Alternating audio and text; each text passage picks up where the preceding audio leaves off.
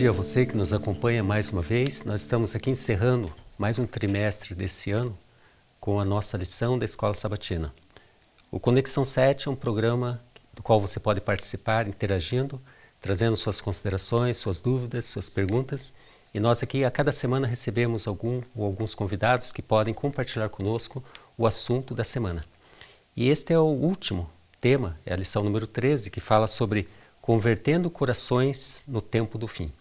E você pode nos acompanhar através da rede social facebook.com/Conexão 7 Curitiba. facebook.com/Conexão 7, número 7, Curitiba.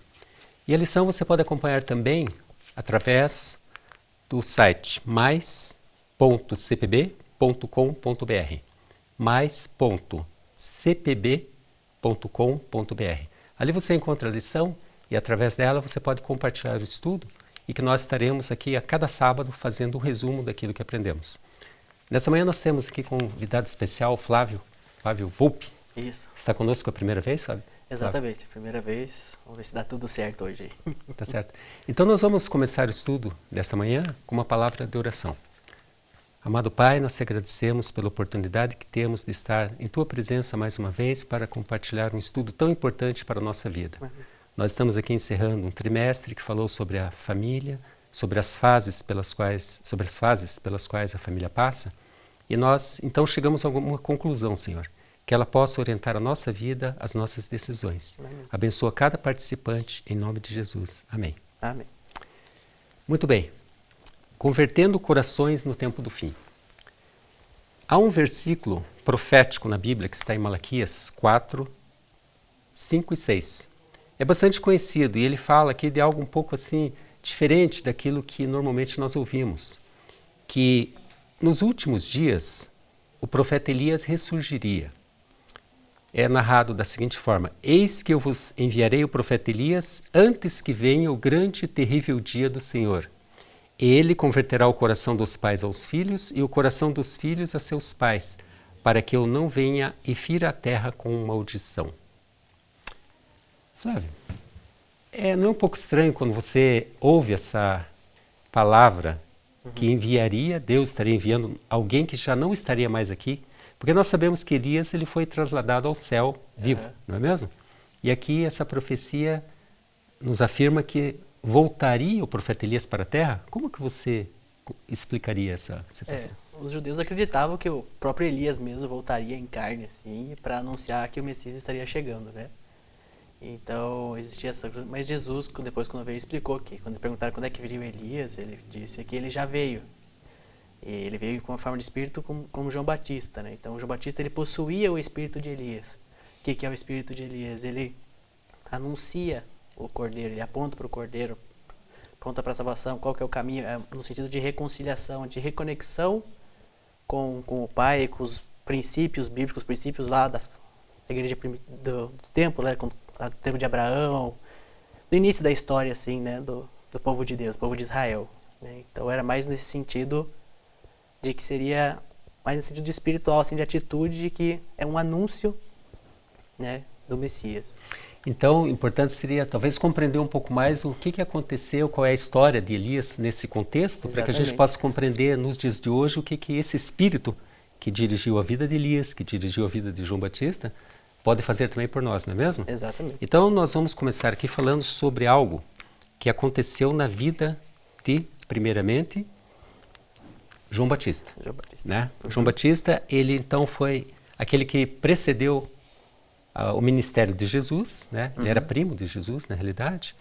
E ele teve uma tarefa bastante importante, porque ele veio para preparar o caminho, como você já disse, né? Aquele que é o precursor, aquele que veio preparar o caminho para aquele que viria, que era digamos, o herdeiro da promessa, né? Sim, dentro do protagonismo da salvação, do plano da salvação de Deus, que era Jesus, né?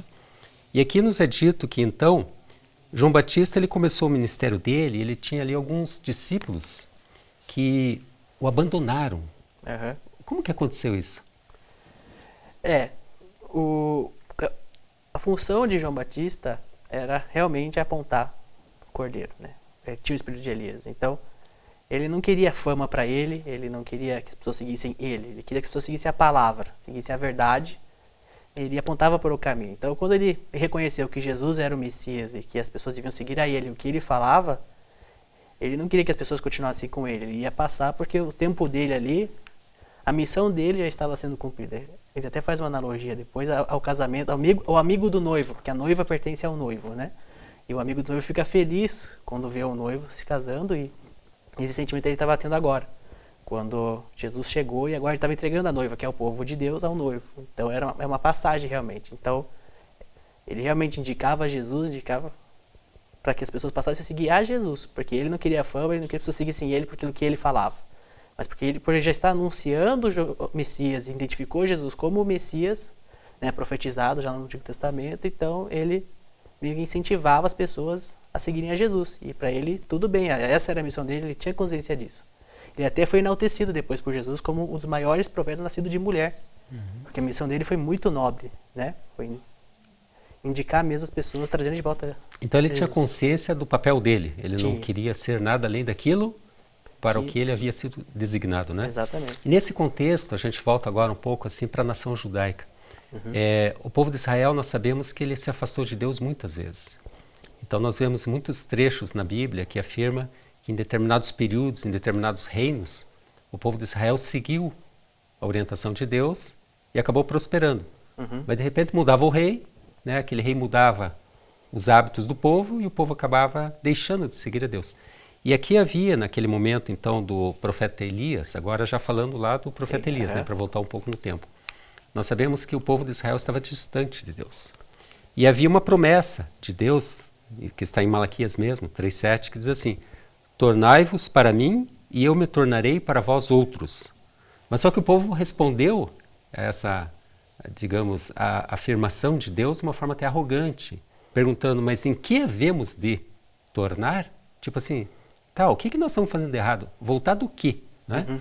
Então ele estava se referindo justamente àquela questão de que o povo de Israel havia se perdido seguindo outros deuses, que não eram deuses, na realidade eram deuses feitos pelas mãos do homem, criados apenas na imaginação, pela imaginação, culturais, né? Questões culturais.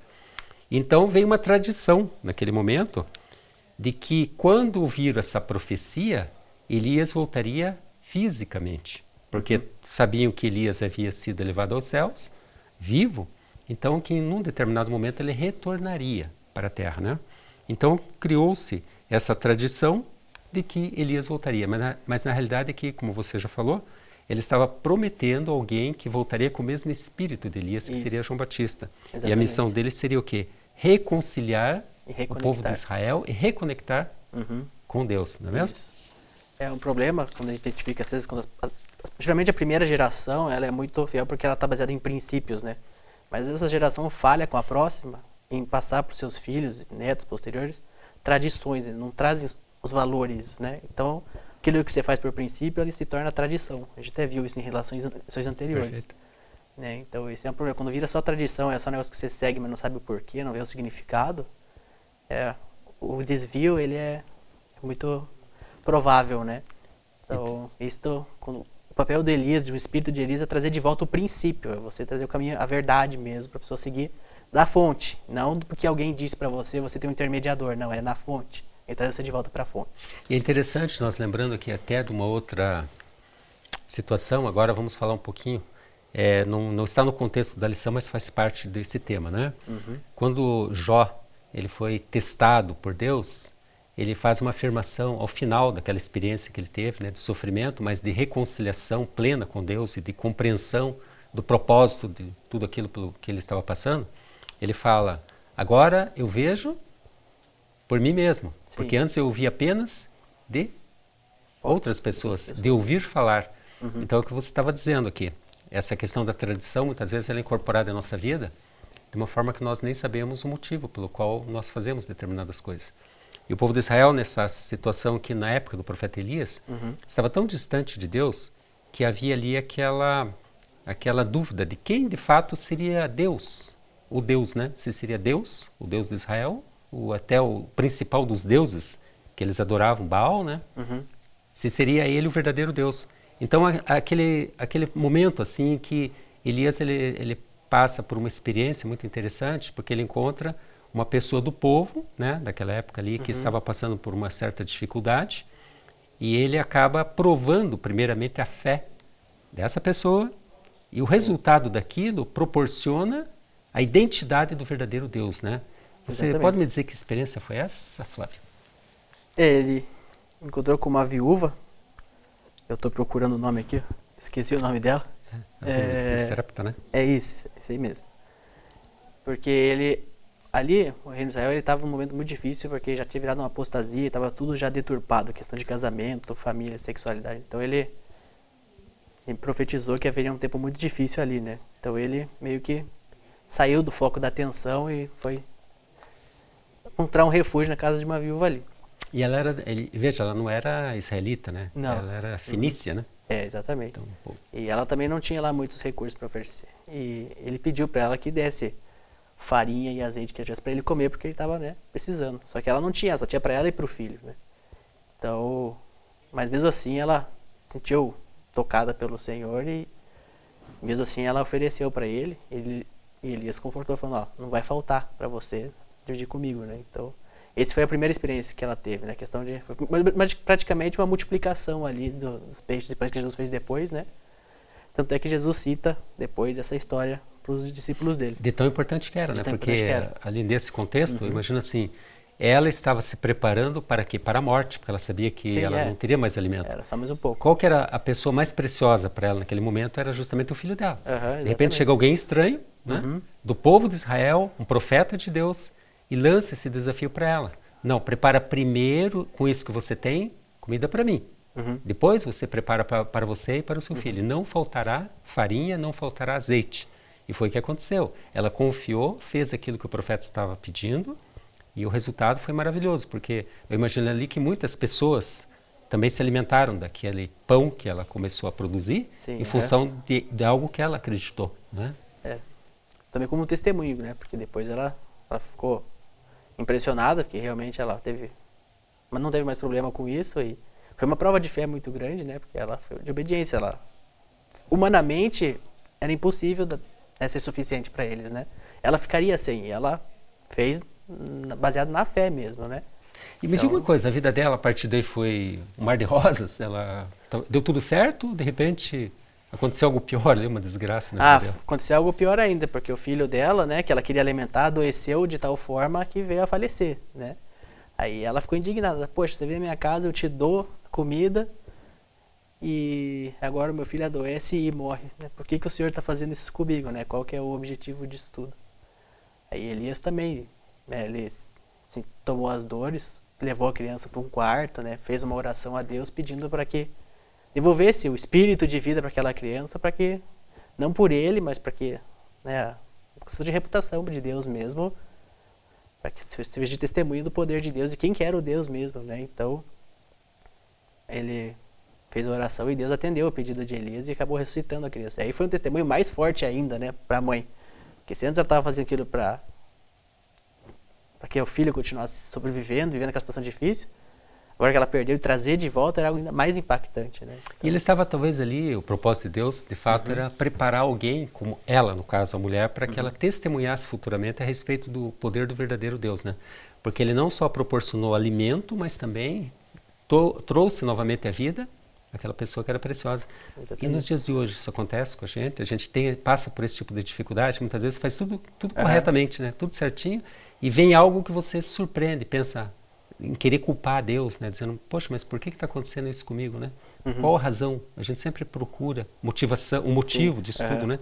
E esquece de que nós estamos vivendo um mundo onde as coisas vão acontecer dessa forma mesmo até o final dos tempos, né? É o grande conflito, às vezes a gente não tem como saber tudo o que acontece, né? O porquê.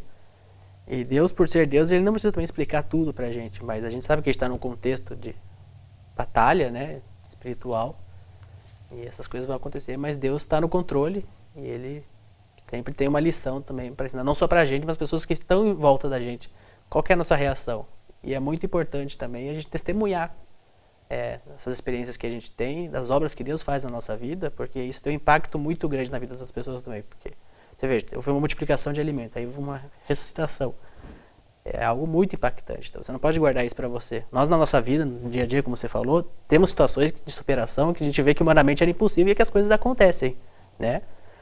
Então a gente não pode guardar isso pra gente e achar que eu devo ser especial. Sim, todos somos especiais para Deus realmente, mas a função disso não é só para nossa salvação, para nós sabermos que nós estamos sob a proteção de Deus, mas também para testemunhar isso às outras pessoas, para que elas vejam que Deus é real, Ele é presente e Ele atua poderosamente quando as mãos humanas já não podem fazer mais nada. Eu vejo aqui uma coisa também interessante, assim, que nós falamos inicialmente, a questão da tradição, né, que ela vai se incorporando na nossa vida e a gente não sabe nem o porquê. Aqui havia também estava em jogo também uma outra questão, que eles acreditavam que alguém pagava pelo próprio pecado, né? Era assim, você está sofrendo porque você cometeu um grande pecado, né? Então por isso que você está sofrendo dessa maneira. E quando Elias proporcionou essa restauração a ela, foi justamente em resposta de que ela poderia ter na sua consciência alguma questão mal resolvida com Deus, e de que ela estaria pagando por isso, de que não independia disso. Não era uma questão, porque você pecou, você vai pagar por isso. Né? Então ele ofereceu ali, digamos, a ressurreição filho dela de forma gratuita, mostrando que é um poder de Deus através da própria graça que Deus oferece, independentemente da culpa. Não é questão da culpa. Nós somos culpados? Somos. Mas se nós fôssemos, de fato, merecer algo, uma contraprestação, que seria a destruição, seria a morte, ela está aqui submetida à misericórdia e à graça de Deus. Porque ele proporcionou aqui a restauração de uma crença de que o poder de Deus, independentemente da culpa de quem cometeu o pecado, poderia ser através da concessão da vida, novamente, né? A gente vai fazer um pouco isso agora na questão de Elias, ali no Monte Carmelo, né? Que é a próxima parte agora, né? Que a gente vai ver justamente isso, quando fala que Elias esteve ali diante de uma grande provação, né? Exatamente. Porque ali estavam todos os profetas, foram reunidos, todos os profetas que profetizavam que Baal era o verdadeiro Deus, né? E Elias se achava o único profeta que Deus havia preservado para representá-lo perante a nação de Israel. O que aconteceu ali no Monte Carmelo? Vamos rememorar isso? Então, Elias, parece que o ministério dele é muito didático, né?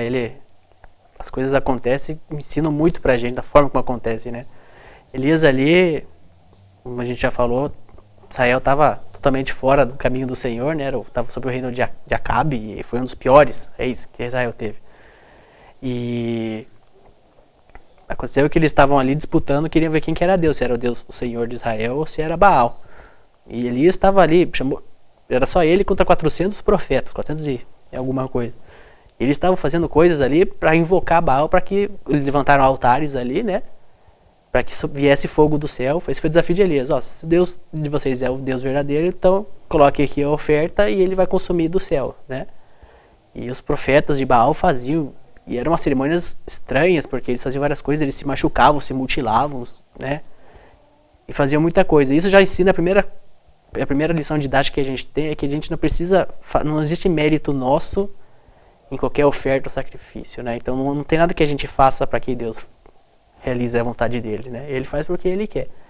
Então eles ficaram o dia inteiro lá e nada. Aí depois Elias falou, então agora é minha vez. Pediu para colocarem lá a oferta, né? Do jeito que tinha que ser. Até pediu para jogarem água e muita água. Então ele fez uma oração, mas uma oração no sentido não que fosse por causa dele ou porque ele era profeta. Não, ele cita que o Senhor faça isso para que essas pessoas vejam que é o Senhor que é o Deus. Então ele falou assim, eu não estou fazendo nada. É o Senhor que está fazendo isso. É o Senhor que está aceitando. É a sua iniciativa. A iniciativa sempre é de Deus.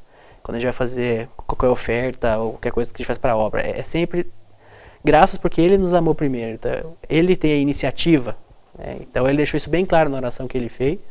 E aí veio o fogo do céu, consumiu a oferta. E diz no relato bíblico que até lambeu a água que tinha em volta. Né? E todos ali que estavam presentes viram, né, aquela cena maravilhosa. Até as pedras foram consumidas. Foi, né? Tudo, zerou a lenha, ali. O sacrifício, as pedras, a água, quer dizer, não havia dúvida nenhuma de que o poder era de Deus. Exatamente. E aqui, Flávio, até uma coisa assim que você falou, né, que a iniciativa vem sempre de Deus, é de que a frase que ele usa é chegai-vos a mim. Tem essa. Chegai-vos a mim e eu me chegarei a vós. Então aqui lembra-nos muito a atitude de Jesus, né? Que ele primeiro pede que a gente tome a iniciativa. Chegai-vos a mim e eu me chegarei a vós. Isso foi um pouco antes dele começar a falar realmente. acabei pulando essa parte, ele traz também as pessoas para perto, nesse sentido assim de reconciliação. Sabe quando um pai quer conversar com os filhos? Então vem aqui, vamos conversar, deixa eu mostrar para vocês aqui. É um sentido de carinho também, de cuidado. Então, vamos chegai-vos a mim, vem perto. Jesus fazia isso também, que queria falar perto das pessoas. Né? João Batista depois falava junto com as pessoas. Então, essa é uma palavra-chave mesmo, porque fica aqui, independente da condição delas, eles tinham acabado de fazer uma adoração a ele, eles estavam questionando o Deus de Israel. Independente da condição, Deus está ali e está pronto para perdoar e aceitar a sua Mesmo oferta. assim, ele entende isso. Ele entende, compreende, assim, digamos, a natureza do nosso coração. Não existe uma barreira para chegar a ele. Exato. E o momento ali, porque fala que foi no entardecer, né? No final da tarde. Isso nos remete aos dias de hoje, ao que deveria pelo menos acontecer nos lares. O culto, né? É o culto familiar. É uma analogia bem interessante, porque é um momento de fortalecimento familiar. A família é muito importante para que a gente enfrente, né, as dificuldades do mundo e possamos também ser de exemplo para outras pessoas, né? Como é que nós agimos diante de tudo que acontece, as coisas ruins e as coisas boas também. Então, quando a gente se chega, ouve uns aos outros, compartilha e adora a Deus juntos, né? A gente fica fortalecido. E a família, ela é uma analogia à aliança, né? Então, ela é uma aliança que nós fazemos, é uma aliança com Deus. Então, essa é a importância, sim, no contexto geral da família perante, né, a sociedade. Perfeito. E assim, agora retomando a questão de João Batista, né, que era o precursor de Jesus.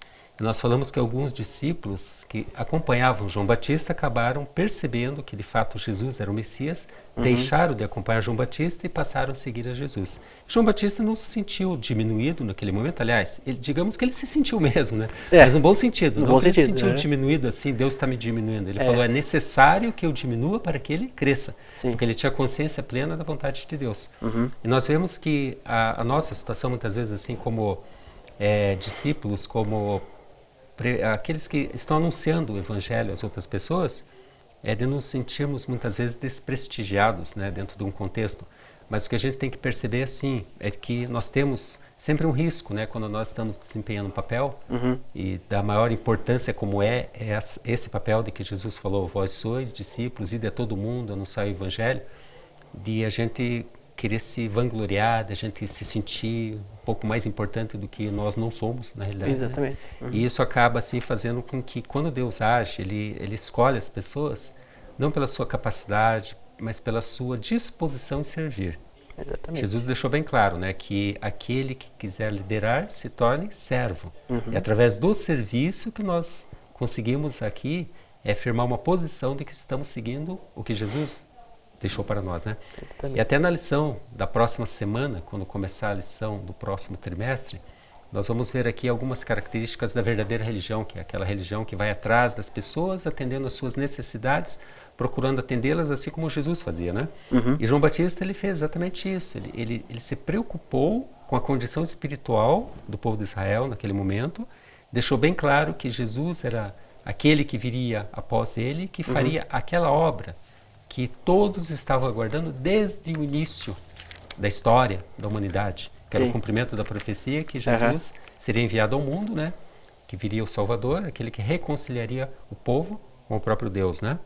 Agora fala aqui na lição, convertendo corações nos últimos dias, que são justamente os dias que nós estamos vivendo, né?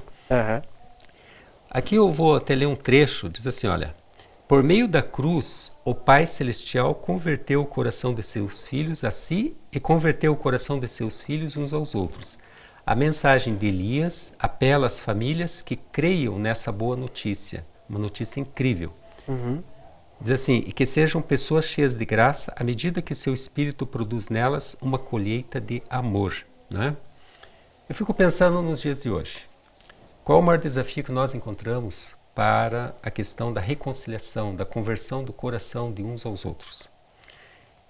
Nós vemos assim que o mundo ele se tornou muito materialista, nossos interesses hoje eles são voltados muito assim para a questão do imediatismo, para a questão da satisfação pessoal e acabamos nos esquecendo dessa relação que deveria existir sempre no âmbito da família, no âmbito da igreja, no âmbito da sociedade, de valorizar mais a pessoa, né? Não as coisas. Sim, E então, isso acaba fazendo com que nos últimos dias nós tenhamos essa necessidade de uma conversão de hábitos, conversão de valores, não é mesmo? E nós entendemos que aquele espírito que habitou Elias, que habitou também João Batista, e que preparou o caminho para que Jesus viesse, ele deve hoje também preparar o caminho para que Jesus retorne. Né? Porque nós sabemos que a reconciliação plena, Flávio, ela só vai acontecer quando nós estivermos mesmo vivendo com Deus, na eternidade. Porque aqui no mundo é comum, é muito normal isso, de você estar o tempo todo em conflito, né, de pessoas com pessoas.